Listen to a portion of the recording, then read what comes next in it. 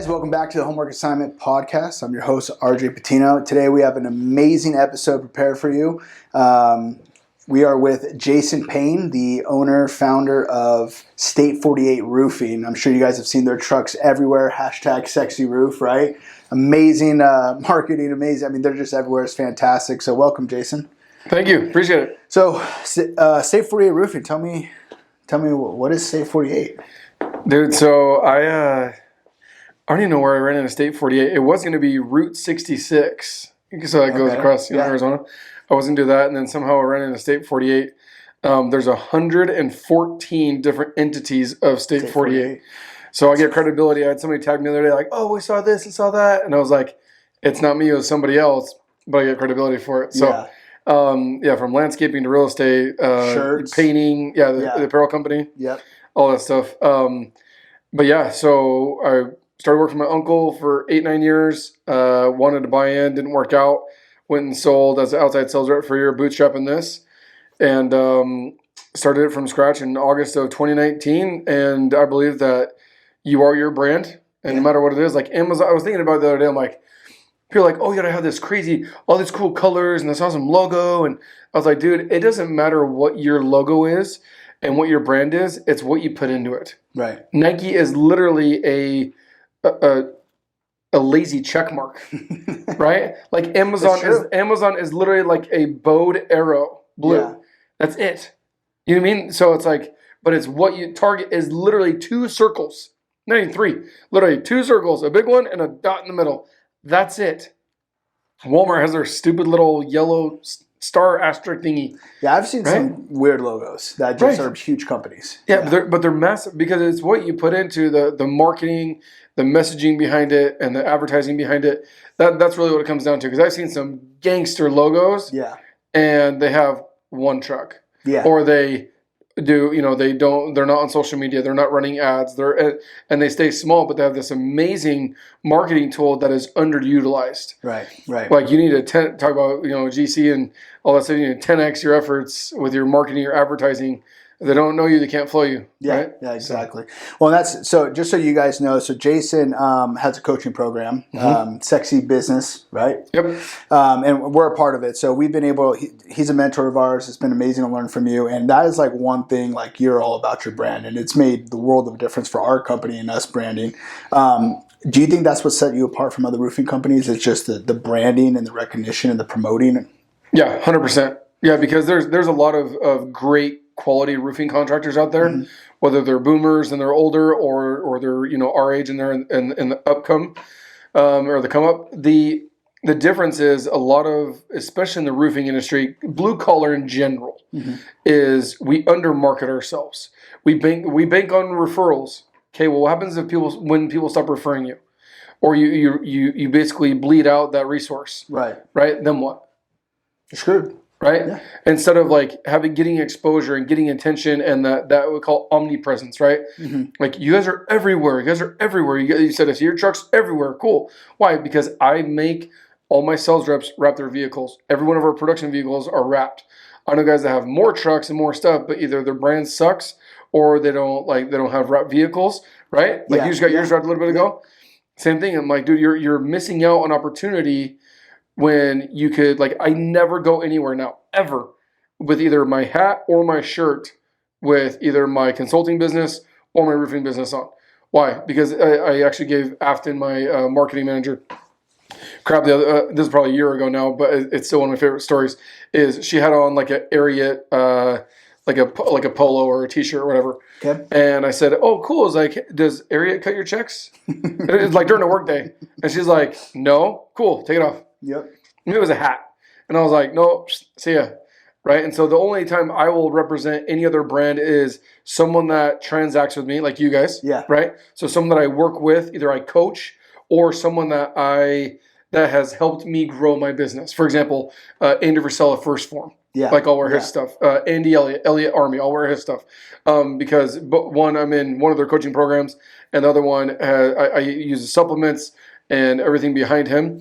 But like, I'm not just going to randomly wear like a big old Nike shirt or you pick it, right? Just because at the end of the day, it's like they're not cutting you a check. If they're cutting you a check to promote it, different conversation. Right. But like at the end of the day, like small business owners, everybody goes out of business so fast because you're not promoting yourself enough, and nobody knows who you are. So there's obscurity, right? And so if they don't know you, they can't flow you. But you're willing to make Oakley or Nike or Adidas or Ariat or you pick it. Brand them.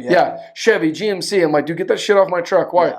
It's like, does GMC cut me a check? No, get that freaking decal off of there. Yeah. Right? Rip it off and put my logo there. Put my stuff there, right? Why is there not, some random, why is this podcast your podcast instead of something else? Yeah, exactly. Right? Because when you truly understand, I learned this from Sean Whalen he came on my podcast, and he talked about how, like, be your brand. He's like, you are your brand always. At church, in the bedroom, in the classroom, at work, right? It doesn't matter where you are your brand. Be your brand always.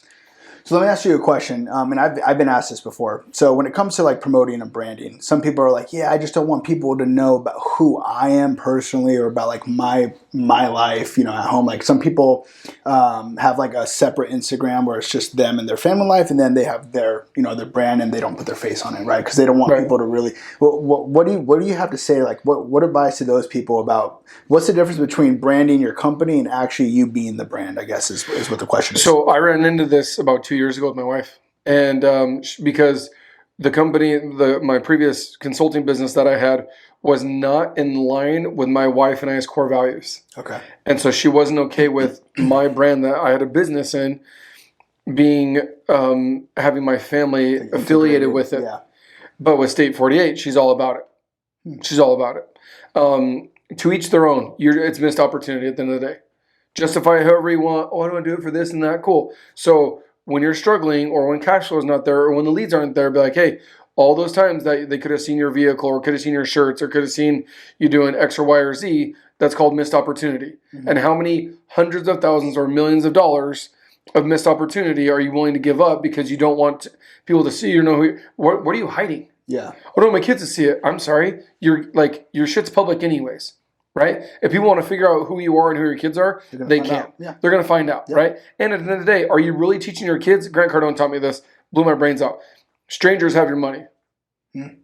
Your family doesn't cut your checks, right? Your friends don't even use your services, right? 90% of the time. Yeah. So, family, like close friends, they don't buy roofs from me.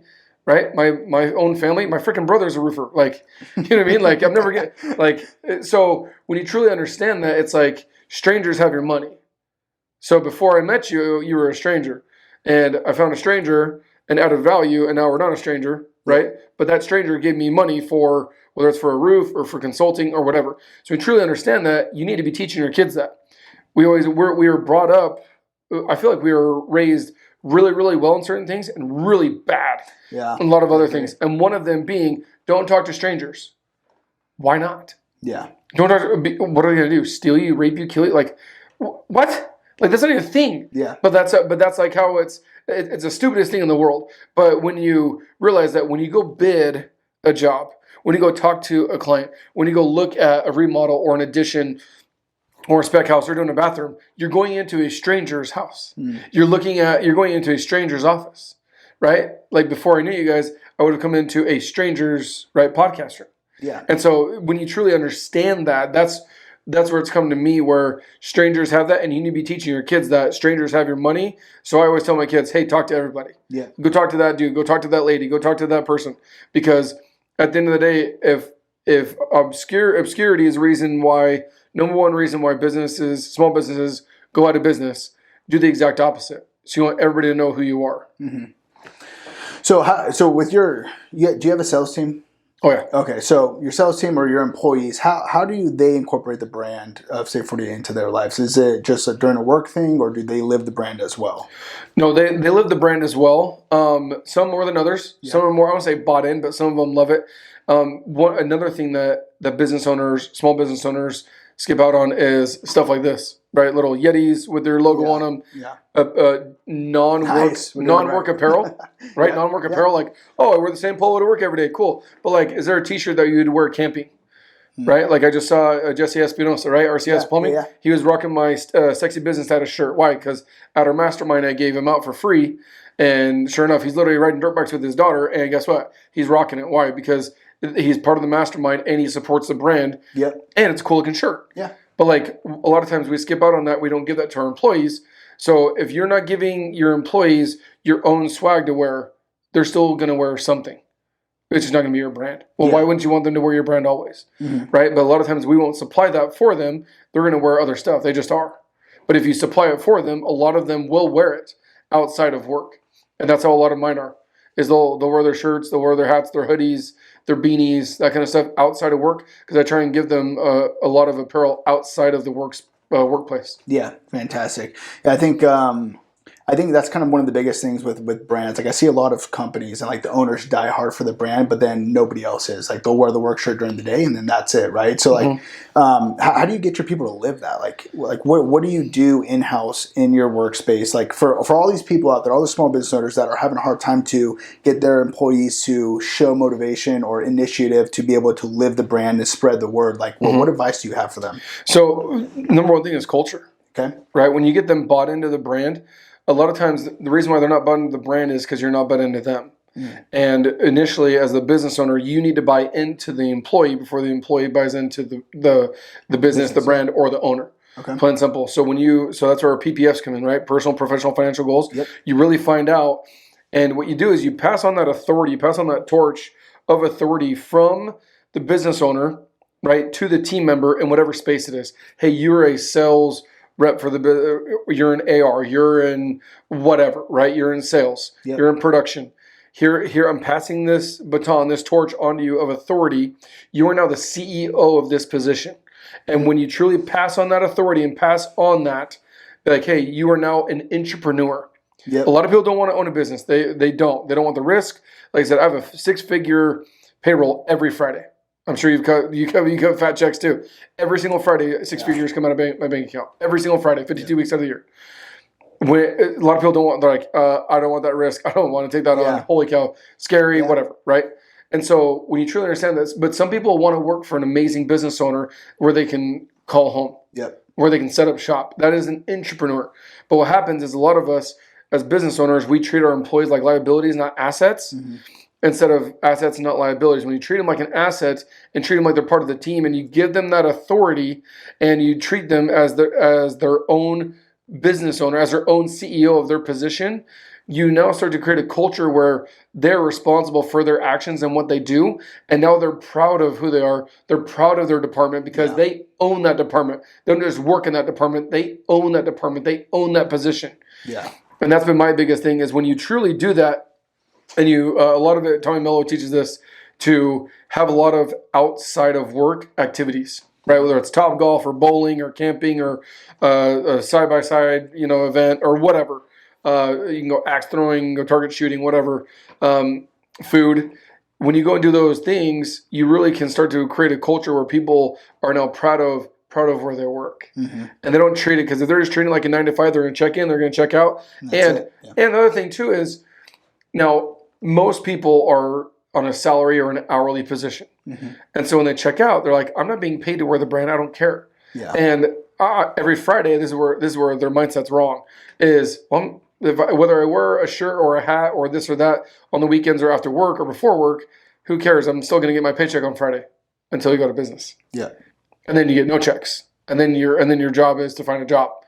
And so when you truly understand that the goal, and you sell them on the culture, sell them on the goal of, okay, our next goal is 15 million or 25 million or 100 million, or you're just starting out, I want to do my first million. When you truly, whoever works for you, when you truly sell them on the vision of where you want to go and their role in getting there, it takes time, by the way. It's not a switch. Not an overnight thing. No. Because you have to mold them and sell or be sold, right? Like Grant's book. You're literally selling them over and over and over again that this is the best GC company, this is the best roofing company, this is the best consulting business, and everything. And we are going to build something, and you are a valuable asset. In order to build that, I need you all in. I'm all in. You need to be all in. Or if one of the two of us are not all in, one, you can't work here. Two, we're not going to hit our goal. And I want to hit my goal. I also want you to hit your personal, professional, and financial goals on an individual level. So let's do that together. And this brand, this business is going to do it. Right. Yeah, and I mean, I'm sure you can tell there's a theme here, right? We're talking about branding and promoting. And the biggest thing is because someone asked me a question like, hey, COVID came and, a bunch of businesses shut down, right? Sure. Whether that was right or wrong, I'm not going to go into that one on this podcast. But a lot of businesses, kept going in construction. It was like kind of a construction boom, in my opinion, at least for my company. Massive boom. And now a lot of those companies are out of business. And someone asked me, what was the difference? And I can only think it was promotion. It's branding, right? Like if you build a company, like you're saying, if nobody knows you, when all the goodness is there and there's not enough contractors, so they're calling you, giving you work, when the promotion's not there and that's gone, you're screwed. Well, in my opinion, it was supply and demand. Because during COVID, right, people weren't allowed to leave their house. Okay. And real estate, like buying and selling, it wasn't a thing. It was very stagnant. You weren't allowed to move or do a lot of things. So when that happened, you had people were staying in their homes and they're like, okay, all these projects we've been putting off, right? So pay attention. Who created the demand? It wasn't your business. It wasn't your ad. It wasn't your marketing. It wasn't your advertising. It was literally the government or the COVID pandemic, right? So a pandemic or COVID or the government, the interest rates, the gas prices, the wood prices, something outside of your control created that spike. Right. And so when it created that spike, it's perfect example is roofing with rain. When it rains, right, what happens? Mother Nature is promoting for you. Mother Nature is marketing for you. Plain and simple. I'm going to cause a shit ton of problems in roofs and people are going to call you. That's Mother Nature. She's like, ring, ring, ring, boom, here's 3 inches of rain, or here's a microburst, or here's a tornado, here's whatever, right? Yeah. Hail. Yeah. And so on the GC side, in my opinion, during the COVID space, what happened based off of what I saw there was a spike in roofing too, because people were home, they had money, they couldn't spend it, and they weren't allowed to travel. So you have these $5, $10, $15, $20,000 trips to the Bahamas, to Hawaii, to San Diego, to whatever, that they would have normally spent $5,000 or $10,000 on, or $20,000 on. Hey, we can't go there because the government won't let us leave legally. We can't do anything because the mask and all that bullshit. So from leaving from there, we still have this money. Well, we've been putting off that bathroom remodel. Or, we've been needing to fix that roof. We're just, the husband, I've been so busy with work and this. Boom.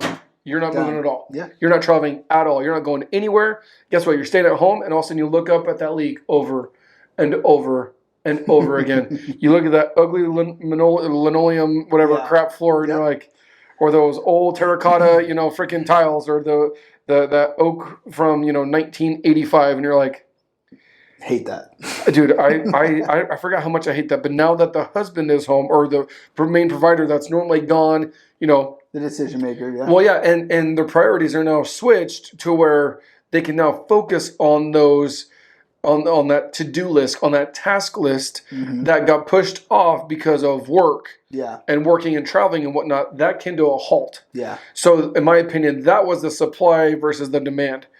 And same with the roofing. That's why, I promised myself that I would build $1 million a month roofing company with no rain for a year. And we've done it 9 out of 10 months this year. Solid. And we've had jack crap for rain this year. Yeah. It's 2023. Really nothing, yeah. Jack crap for rain. Maybe the beginning here and there, quarter 1, but quarter 2, nothing. Quarter 3, absolutely not a freaking drop. Monsoon season did not happen. Yeah. There was one tiny half-ass storm that hit Northeast Mesa that didn't really do anything. But so that being said, well, what do you do? So you have all these GC guys that were killing it, and they were 4 months out and 6 months out, and they get charged 200% increase and still get signed contracts with cash. But when the demand goes away because people can now travel and now they can go back to work, what happens is your marketing didn't get any better, your advertising didn't get any better, right? Your market share, you didn't take up any more market share. You just had an outer influence create a demand, and that is it. That is a one-night stand. That is a short-term affair, and that is how people go out of business because they did not build a business to be sustainable. Yeah. For the microburst was all they built it for at that point. And that's why I coach having power partners. Yeah. Why? Because if I work with the GC, right? The GC is building houses 12 months out of the year. Rain, shine, snow, hail, sunshine, 115, 15 degrees. It doesn't matter. We're doing remodels. We're doing additions. We're doing new builds. We're doing specs. We're doing custom homes. Cool. They're doing roofing 12 months out of the year. Yeah. Property managers, People coming in, people coming out, roofs getting old, that kind of stuff. Those real estate, right? Buying and selling houses, whether no rain, guess what? We're still selling and buying thousands of homes a month. Well, some of them need something roofing related. So when you truly find out where your power partners are, establish those relationships regardless of the economy, regardless of who's in office, and regardless of what in any outer influence, right? Mm-hmm. Whether it's wood prices, gas prices, who's in office. That's what you build your business off of, right? The primary hymn. Yeah. The wise man built his house on a, right? Not on the sand, but on a rock. Yeah. Like it was something solid. COVID was sand, right? Rain is sand. It's not permanent. It is an outer source that you cannot control, and you cannot control when it starts or when it stops, but it always starts and stops. Yeah. Yeah. I just got a lot right there. That was fantastic. You mentioned a few moments ago about like, hey, the husband or the breadwinner being home, being able to make that decision, right? When we were giving that example. Sure. Makes me curious. And I've heard you talk about this, so I have some insight on it, but how do you, the homework assignment, we've talked about a lot, how to find the balance between home and work life. I've come to learn it doesn't really exist if you're trying to succeed at certain levels. No way. Right? So how is your balance at home? Like with work, like you're constantly promoting, you're constantly wearing your gear. Like I know you've worn it on date nights with your wife before, mm-hmm. right? So like how do you manage that? What's the management there? So I believe in extremism. Okay. I believe that when I'm on a date with my wife, I won't wear my stuff, because if I wear my stuff, and this is not an ego check, but like when I go out, I won't even take my truck. Because you say, oh, Jason, hey, Jason, what's up, man? Or like, just you were at an event and you saw a State 48 truck, right? Just with Grant's event last week. I won't take my truck and I won't wear anything, because that is a distraction from what I'm trying to do. Yeah. And what I'm trying to do is go on a date. Yep. Like, well, promote. You're right. At that moment, I'm not promoting. At that moment, I'm promoting my spouse. Mm-hmm. So whatever distractions are there, kids, you go on date night with kids? No, that's not a date night. That's like a family dinner. Yeah. Right? And you don't take your phone with you. You don't take your watch with you. You don't take, you don't bring your COO or, one of your subcontractors with you. Yeah. Why? Because it's date night. So it's you and your spouse, and nothing else, and no one else gets in the way. That's an extremism. That's how I roll. So date night, I'm very intentional. It's very heavy. It's voluptuous. I don't know how to say it. Other than it's actual true respect. Yeah, it's genuine. Yeah. Right. So like that's what I love about, if you want a little those that are listening, if you want a little plug, the best, in my opinion, the best two things that you can do to get someone's attention is a podcast and golfing. You do a podcast. I probably have dozens of phone calls, emails, text messages, just like you do right now. No one can get a hold of me right now until we're done. Yep. Not even my wife. I'm focused here. I'm intentional here. I'm an extremist at this podcast. When I'm done, then check my phone, go do 100 different things, and we're good. But like when you go golfing, very, very seldomly will you check your phone or check your stuff. You go golfing, you can be very intimate with that person for 3 to 4 hours. Mm-hmm. Right? If you came to my office and said, hey, Jason, I want to just shoot the shit with you for 3 to 4 hours in my office, we talk for 30 minutes, I'd be like, dude, get out. Yeah. Right? No legitimate podcast goes over 60 minutes. Right. 30 to 60 minutes, right? So when you see it that way, but the intimacy of the podcast and of golfing, it's very, very high compared to anything else. Mm-hmm. Right? Because even a meeting, you're like, okay, start, and we stop here. Okay, you got 30 minutes, rest, I go. I've even set timers, right? To be like, hey, get out. Like, you're done. I got to go to the next thing. But during a podcast and golf, those, in my opinion, are the two most intimate things. But that's an extreme, right? And so the whole, going back to what you said about the work-life piece with my kids. When I'm with my kids, I don't have my phone. I'm with my kids. We're on the trampoline. We're riding dirt bikes. We're at a practice or a game or whatever. Like, I am there. Yeah. I am present and I'm intentional. Because what happens is we try and go to the game, and we're on our phone and taking a phone call and doing this and this and this, and we miss out the whole reason why we went. Yeah. Or we go on date night and then we're distracted by our phone and by our emails and our text messages and work this and work that, right? Mm-hmm. Or we bring our kids with us. That's not date night, right? So when you truly understand that you need to be, wherever you are, be an extreme. You're at work, freaking go hard at work. Mm-hmm. How many of us work 8, 10, 12, 14, 16, 18-hour days, and we actually don't move the needle? We don't get jack shit done. Yeah. Why? Yeah. Because we were trying to be a dad while at work. We were trying to be a husband while at work. Yeah, and multitasking is the biggest bunch of bullshit on planet Earth. Yeah, I can't do Now, it. you can do a lot of things very quickly, but you cannot, like, I can't be on the phone doing this podcast, eating a hamburger, talking to my wife, having sex. I can't be doing, like 6 of those things all at once. You just can't. Yeah. Like, I can eat a hamburger, but I can't be eating a hamburger and talking with you. Literally, I have to be chewing or talking. I can't be doing both. Right? So we truly understand that whatever you're doing, just be intentional about it. Be in the moment, right? They call it be grounded, right? Be intentional. Be where you are in the moment, no matter what it is. That's the reason why marriages fall apart, because you bring work home and you need to learn how to stop, and you can pick it back up again. So when I was building my business and going crazy, working 12, 18-hour days, I would still make time. My wife and I discussed, and we came on the same page, from 5 to 8 p.m. was family time. So for 3 hours, she's like, I want you 1/8 of your day. I want 1/8 of your day. I'm like, dude, 1/8 piece of cake. It's from 5 to 8 p.m. I'm like, oh shit. True story, right? And I was like, what did I just sign up to? So for reals, like, it's hard. Try and get me after 5 o'clock to go to anything. It's extremely hard. Extremely hard. One, because that's practice and games and kids. I have 5 kids, and that's a time for me to be a dad. Right, but my kids don't need me for 8 hours a day or 6 hours a day or even 2 hours a day. They need me literally from 5 to 8. That includes playing with them, doing some sort of a game, whatever the case may be, and my wife, right, spending quality time with her. And my wife doesn't want me for more than 30 minutes to an hour anyways. I don't care who you are. Like, stay home all day. You do that for a week? Yeah, freaking right. No way. not a thing. But when you truly understand, like, the extremism of, like, make date night freaking awesome. Yeah. Make spending time with your kids freaking awesome. Like, go all in on your kids. Listen to them. Be present. Put your phone away. Put your watch away. Put any instructions away. Just be lights out with that daughter or that son. And then when you're at work, like, go hard. Right? And you don't have to go hard for 8 hours a day. In my opinion, you truly don't. Because I think what I think we do is we think, okay, I have 8 hours to get all this stuff done.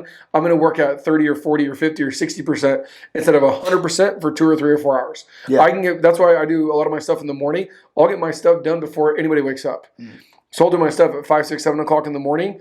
By then, like, I have 8 hours to get one thing done. That's why I can go hop on a podcast and go do coaching calls and go do all these other things. I've already got all my shit done. Why? Because I was gangster intentional of where I was with working. My wife wasn't bothering me. It's not a distraction in a bad way, but when I'm being intentional with work, she is a distraction. Yeah. Right? Because when I'm at date night, I don't make work. Work is a distraction. Right? But when you truly focus on those categories and you're all in on those, changed my life. Did about 18 months ago. Really, really hard the past 6 months ago, and it has 1,000% changed my marriage, my relationship with my wife, my relationship with my kids, making more money, right? My employees, I also have programmed everyone that works with me that they know this will not happen here, and it really is one of the not shortcuts, but one of the aha moments that I've had to live through and experience that really has changed my life. So when did you start your company? 4 years ago. 4 years ago. Okay. So yeah, I think we started in about 2019. So we're kind of August of 19. Yep. Yeah. That's really August 1st. Dude, nice. Well, according to Uncle Sam, but yeah. Yes. That's awesome. So my question is like you worked for a roofing company for how long for your uncle? 8 years. 8 years. Okay. So when you started your own business, were you always like this? How was it when you started? Right. So and like you talk about the homework life, like how was it then? How would like for those that are just starting a business, and we're talking about that balance, right? If when you're just starting, I feel like the hustle's always there, right? But the hustle's really there when you're starting, like totally. It's do or die. So like, what advice would you have for the new business owners that are actually starting out? Like, do they go even harder, or do they still set up that balance as far as like being able to cut off the time? So what I did with Heidi was I promised her, and it was a season. A season is not 12 months. Winter is not 12 months long, even in Alaska. Right? So it's not 115 here in January. It's just not. So there's a season of that grind. And the season could be a few weeks. Season could be a few months. Season could be a few years. But when you are, Sean Whalen talks about radically open, right? Being radically open and communicating with your business partners, with your spouse, with your kids, with whatever. I had that transparent, open, honest conversation with Heidi of like, this is going to be suck. This is going to be crazy. right? And I will do everything I can to make sure that I'm there for you and the kids. But she also understood that going into business as an entrepreneur and as a business owner, you got to put in the work. You just do. Yeah. And the analogy that I use is think of it like a train. A train, once it gets going 50, 60, 80 miles an hour, is very easy to maintain.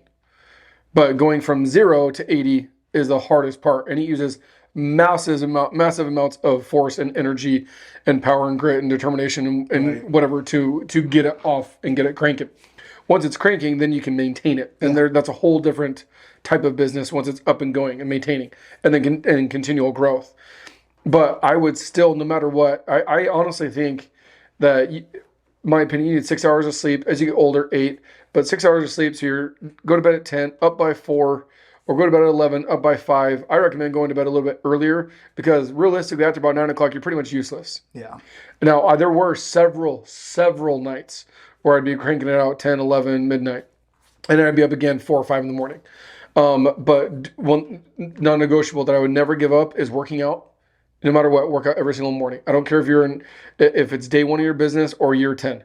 Work out every single day. You need that dopamine hit. You need that personal mental win, right? You take your shirt off at night, like, oh, I'm making all this money, but you're a fat ass.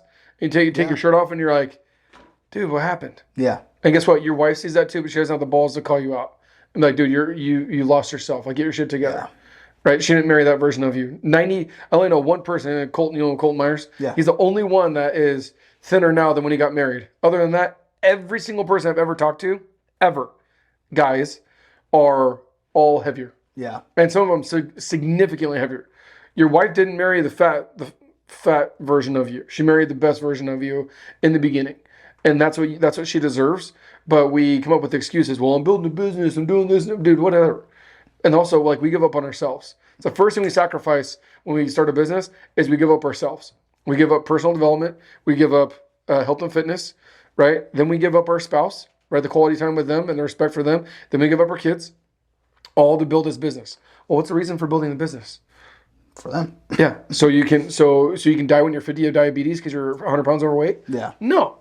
Right? So you can have a ton of money in the bank account, but you're dead? No. Right? So you can be divorced year 5? No. So your kids don't talk to you when they're teenagers and or you're just the guy with money? It's all backwards. Right? So once again, be intentional when you're building your business. There's no reason, like, your employees, your spouse, and your kids are not up before 7 o'clock. They're just not. Yeah. Right? So from 4 to 7 a.m., Ed Milet killed this perfectly. He talks about how to get a 21-day work week. Have you heard this before? Oh, yeah, the 3 different days, Yeah. right? Yeah. So 7, 7, 7, yeah. So he talks about that. He's like, I can get in. Awesome. You have 24 days. He's like, so for the first 6 hours, he breaks them into 4 6s, right? Yep. And so he's like, okay, so I can get it in 6 days. In 6 hours, I can get it in 1 day, right? So from 6 a.m. to noon, what am I doing? From noon to 6, what am I doing? And from 6 to midnight, what am I doing? So he breaks those up into 3 things. And you're not working for all of them, but technically he can get enough work done to equivalent to 1 normal work day for corporate America. And so he's like, you're working. And by the way, who says you can't work Saturdays? Well, I have games and this and that. Dude, for years, I would be at all my kids' soccer games, t-ball games, flag football, all that stuff, and then I would go to work. Sometimes 2 hours, sometimes 4 hours, sometimes 6, and then come back and then have date night. Well, guess what? I was present as a dad, I was present at work, and then I was present on date night. Yeah. Right? Yep. And so you can do all those things, right? Sunday, to each their own. But like literally Monday through Friday, there's no reason why you can't put in 3 hours before anybody wakes up, right? And then go spend time with your kids. 100%, yeah. Or go for it and just grind it all out, right? And then, but do something like take your wife to lunch randomly, or pick your kids up from school, or take them to school, and then get home at 5 o'clock, spend 2 or 3 hours with them, and guess what? You have from 8 to midnight. But from 8 to midnight, we're tired. Yeah. 100%. 8 to midnight, we're burnt out. 8 to 9, blah, blah, dude, freaking, like, go work at University of Phoenix, man. Like, that's why small business owners are freaking G's. Anyone that has the balls to be a small business owner, my hat goes off to you, because you have the balls to put in the work that no one else does. Yeah. And that's what happens. So do not sacrifice that, because you will get fat. You will be mentally effed up, right? You will. There's a roofer that I used to coach back in the day, where suicidal, depressed, overweight, borderline divorced, right? Just in a really bad spot. And I told him, I was like, well, why? Oh, I'm working 18-hour days, falling asleep at the wheel. while driving trailers, pulling trailers and stuff because monsoon season and all that stuff. I'm like, dude, you got your priorities mixed up. It's you and your relationship with God. So you first, right? Then your spouse, then your kids, then your business. Yeah.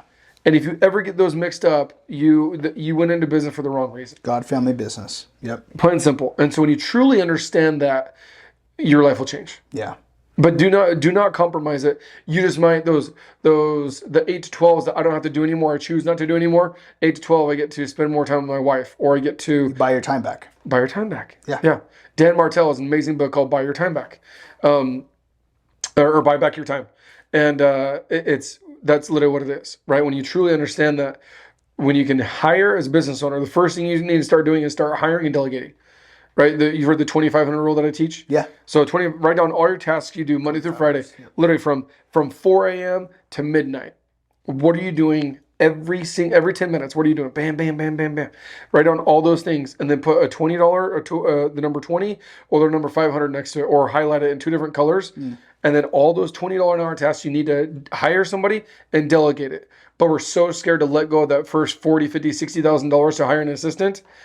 We're terrified. And then once I convince the business owner that I'm coaching and helping out, when they truly understand that, like, that is the best hire you'll ever have is your first one.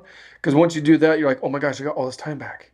And now I can spend it on the things that move the needle. Because the $20 an hour task stuff, that's $40,000 a year, will not move the needle. You will not grow your business, and you'll be in the owner, operator, technician space forever. Yeah. Right? Most baby boomers are like that. My dad, been doing flooring for 38, 39 years. Still sets his own appointments, still goes to his own sales, still orders the materials, still gets the dumpster. Now he makes good money, but if he's gone, his company stops. It doesn't operate. Right? And Tommy Mello teaches this, right? Yep. Like, blew my brains out when he taught me this. Take your phone, turn it off or airplane mode. Put it in your nightstand or put it in your desk at your house, and take your spouse. And how many kiddos do you have? I have 4. You have 4. You should have a baby. You're gonna have a baby. Well, I'm gonna have one, and then I adopted 2 kids. Yeah. Right. So 4 total. So yeah, because how pregnant is your wife? She's ready to go, right? She's doing March. March, awesome, cool. So third trimester, freaking awesome, so cool. So when you truly understand that, when you can turn your phone off and put it away for 30 days, go to San Diego, go to the Bahamas, go to Hawaii, go wherever.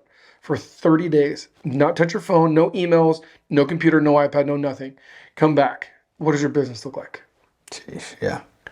If it stopped, or if it went backwards, then you need to do a personal audit of like, oh shit, I need to hire and delegate those pieces. Yep. Your company should be able to, now significant growth is where you come in, because you're working on the business now and not in the business. Now there's also a season to be working in the business and not on the business. I only work in my business 2 to 4 hours a week, maybe 10 max. I spend 20 to 30 working on my business. So you should still spend some time, like what things do you do where you have to work in your business? For a sales meeting. Okay. Right. Okay. Maybe meeting, training, all that kind of stuff. Okay. Yeah. So training. So training is still working. Technically, it's working on the business because you're trying to like develop your employees. Yeah. Like, so if you get an ROC complaint, or you get a pissed off homeowner, I never go out by myself though. So if you're a pissed off homeowner, never go by yourself, because the only one's going to fix it is you, and no one in your business learned how to do that again. Yep. The whole goal is, okay, you want to replace yourself. So if I'm the person putting out the fire, okay, I'm going to show you how to put out this fire next time. So when we get this phone call again, it's going to happen. It's part of life, right? Part of business. Now, but when this happens, I can now send you to go put out that fire instead of me. Yeah. But if I'm the only one putting out the fire every single time, I'm going to be the one getting that phone call every single time. Yep. And you're never going to grow your business. Yeah. You have to talk about extremism and be intentional. Like, when's the last time you went gangster? You just did this weekend. You went gangster hard, intentional on growing and building and scaling your business. Yep. Most of us small business owners, we do it 10 hours a year. Yeah. That's 1 hour a month. Right? Yep. But what if I told you need to do it 1 hour a day? Now you're doing it 5 hours a week. Yeah. It's 250 hours a year, right? But you have to be intentional about it. You got to make time for it. If you don't put it on your calendar, like Grant Cardone teaches, white is of the devil. Yep. So if you have a calendar and there's any white on it, it's like you're in freaking deep crap. So, but where on your calendar to say, work on my marriage, work with my kids, work out. Yeah. work on myself. Take care of yourself. Work on the business, right? Like, where does it say? Pull up anybody's calendar. Nobody has it on there. And they wonder why they're fat and out of shape. They wonder why their marriage sucks. They wonder why they don't have a relationship with their kids. They wonder why they're working 12 hours a day and not moving the needle and not growing their scaling the business. Because they're not intentional about what they're doing. They just do it or want to do it, but they're not actually doing it. That's amazing you say that. We just so Grant Cardone's thing 10X, right? Mm-hmm. So he has a 10X planner. We're doing like the Cardone University and stuff. And on there, I'm like, okay, I write down gym every day. And it's so interesting when I actually write it down. I open my thing in the morning, first thing in the morning at 4:30 a.m. Like, hey, I got scriptures and I got the gym. And those are the things I'm in. Like, that's it. Like right now, podcast, like, okay, I got that hour blocked off. I'm here. And that's made the world of a difference. Like for everything that we do, our whole team does it. You know what the crazy part is that when other people are involved and we put something on our calendar, it's a non-negotiable and we'll be there. Like this podcast. Yeah. Jason's going to be here at, what was it, 2:30 or 3 o'clock, whatever it is? 3, yeah. Jason's going to be here at 3 o'clock. I have to be there at 3 o'clock. I don't want to disappoint Jason. Exactly. But at 4:30 or 5 o'clock in the morning, go to the gym. Who's the only person you're disappointing? Yourself. You should never put me in front of you. Yeah. Ever. You should never put somebody else and their priority. I don't care if you're meeting Grant Cardone or Tommy Mello or Carlos Reyes or it don't freaking matter. Yeah. Andy Elliott. It doesn't matter who you're meeting. Never put somebody else as a priority in front of yourself. But and once you do it once, it gets easier to over and over and over and over again. Then you blink and you're months or even years into, you're like, holy crap, what just happened? Right? But flip it. Because we talk about the negative part about it. Like, I've lost 27 pounds and I put 7 pounds of muscle on in the past 6 months. You look great, by the way. Thank you. Appreciate it. But I've also worked my ass off for it. Yeah. Like I get your videos every morning. Push-ups. I've been freaking intentional. You see them every freaking day, intentional, right? Because I wake up and like I don't kiss my wife. I don't see my kids. I don't talk to my employees. I don't talk to my clients. I don't talk to the world until I go to the gym. Yeah.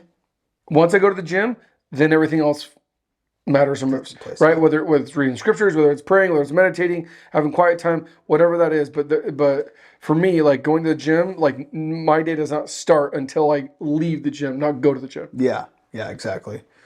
And going with what you were saying a minute ago, Blake Clark, I know like one of the things that he was talking about in like a story or something on Instagram was that like, hey, in the morning when I wake up, the world doesn't need me. So I got to get all my crap done. And then at 7 a.m., the world needs me and I don't have time for myself, right? So it kind of goes into exactly what you were just saying.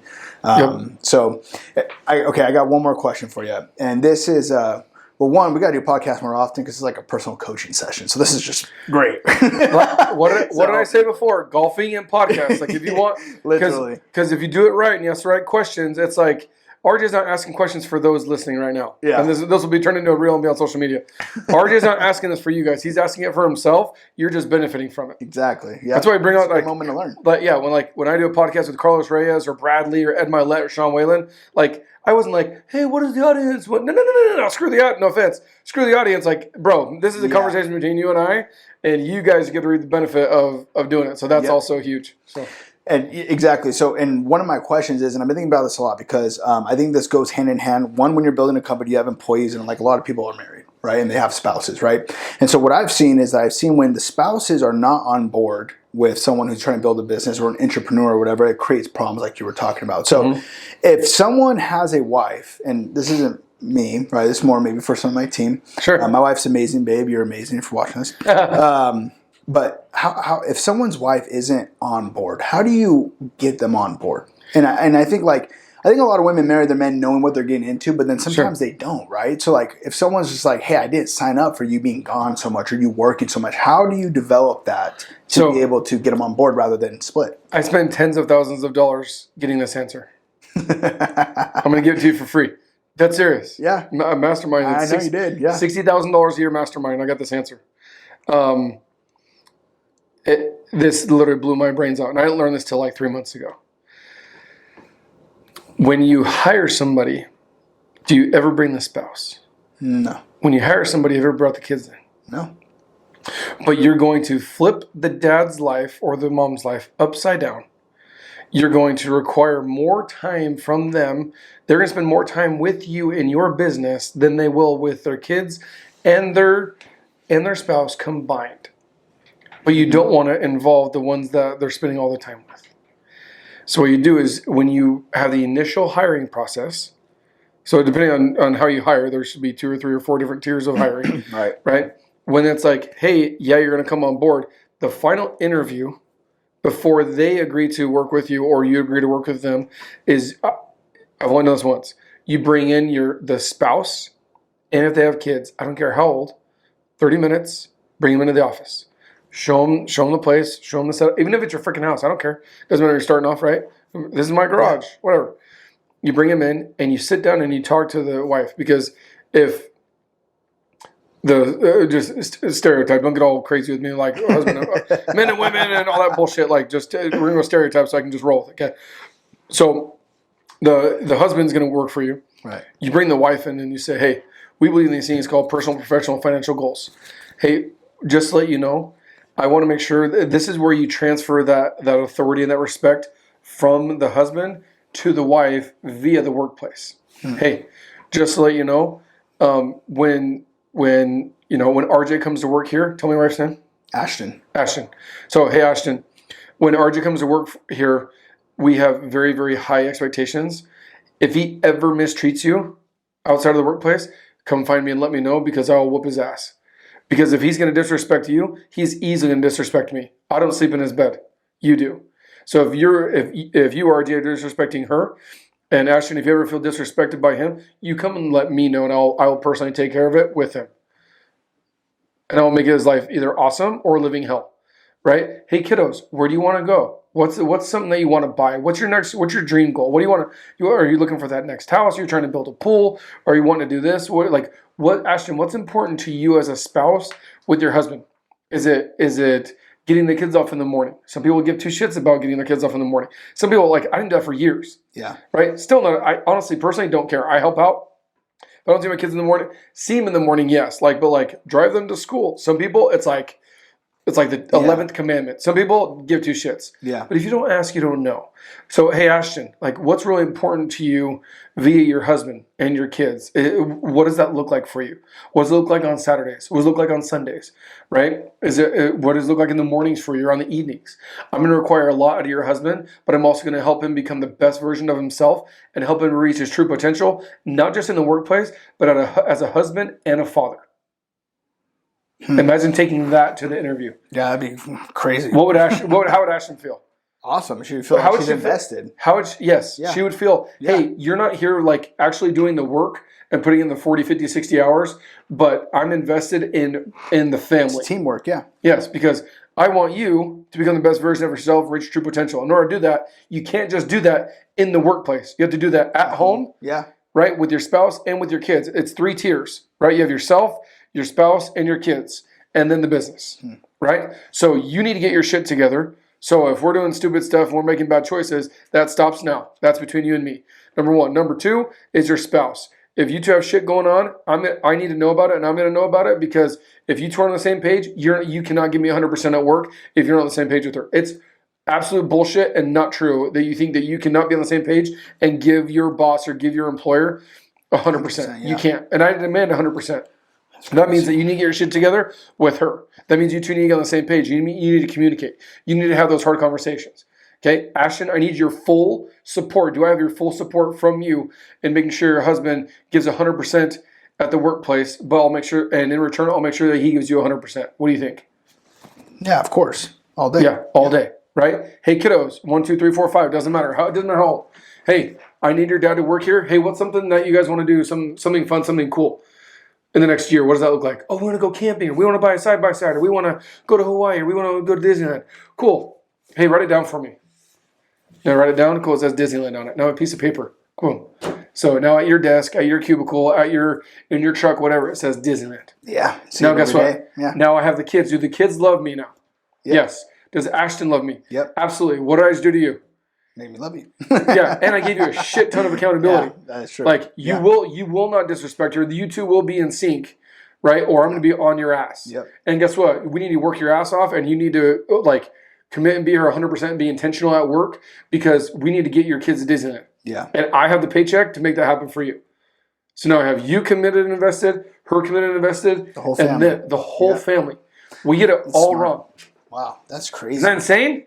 Yeah. You never heard that before. No, dude. Never. I've been in business. I won't say in business. I've been in 4 years. I've been in the roofing industry for 14 years. I listened to a shit ton of podcasts and been to every conference on planet Earth, it feels like, and trained with some of the best. That came from Andy Elliott. Really? Wow. That's crazy. Isn't that nuts? And guess what? Awesome. And guess what? If you go follow Andy Elliott, him, in my opinion, more than Grant Cardone, more than Andy Frisella, more than any other serial entrepreneur, more than Brad Lee, more than any other serial entrepreneur, that he has his team and their family more invested than any other entrepreneur on planet Earth. That's crazy. I didn't know he involved everybody like that. That's crazy. They hang out all the time. That's smart as crap, they do stuff. Yes, because dude, what if I have your wife involved and I have your wife committed? Dude, you become a puppet. You will do anything I want to because I have her support, and you don't want to piss her off, and you guys want to be on the same page. And if I can control that, like, game over. Yeah. What happens is when it's me and you, where every time it's me and you, there's a little Lego that creates a wall between the two of you because like work's more important and like my boss this, my boss that. How many people even know who RJ is other than the guy that cuts a check on Friday? Right. Or is that all you are to the spouse? You're just the guy that cuts a check.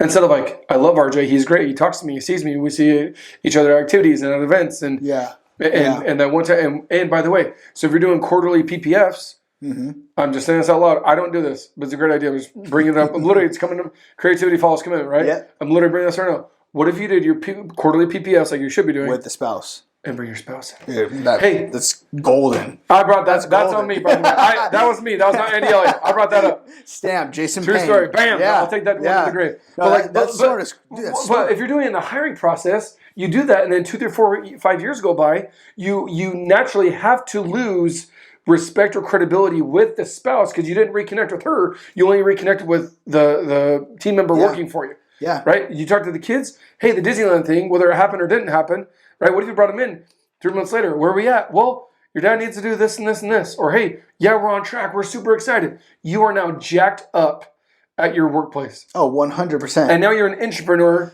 right? Instead of just a freaking clock in, clock out guy. Yeah. You're not a 9-to-5er. You are now like, dude, this is my family. This is my baby. Now I'm wearing my elder contracting shit on the weekend. Yeah. Now I'm bragging about who I am, what I do. Why? Because my boss gives 2 shits about me, right? He respects my wife like crazy. You know the people that respect your wife and disrespect your wife. Oh, yeah. You know them by name. Yep. If I ask, the top 3 people that respect your wife, like no matter when you see him, Jordan Adler's one of them. Whenever he comes, he always gives my wife a hug, always says, hey, Heidi, and always talks to her for 5 minutes about anything. Jordan, like number one, right? And then there's other people that I can also point out, I'm not going to, not blast them out here, but that have disrespected my wife that are no longer in my life. Yeah. And I can name them off just like that. So do you want which one do you want to be? Right. Right? But like if you're doing it at the hiring process, why wouldn't you do it and reconnect over 90 days? Hey, what's up? Hey, how can I help? Hey, what do you guys got going on? Right? Dang. Well, and I know we've all used that excuse, like when the wife's like, "Hey, you're working too much." It's like, "Well, I'm trying to build a future. I'm doing this for us, whatever." But like, it's because they don't. Well, and they're not involved. They don't know. Like, what is that? Well, what are you doing? Right? Bringing them in, that changes the game, and it's game changing. So that was for hiring an employee. Right. As a business owner, there's nobody above you. Right. Right. Except for a mentor or a coach. And even then, in your business, there's still nobody above you. Right. So it's literally you. So when it comes down to that is, are you being fully transparent? Mm-hmm.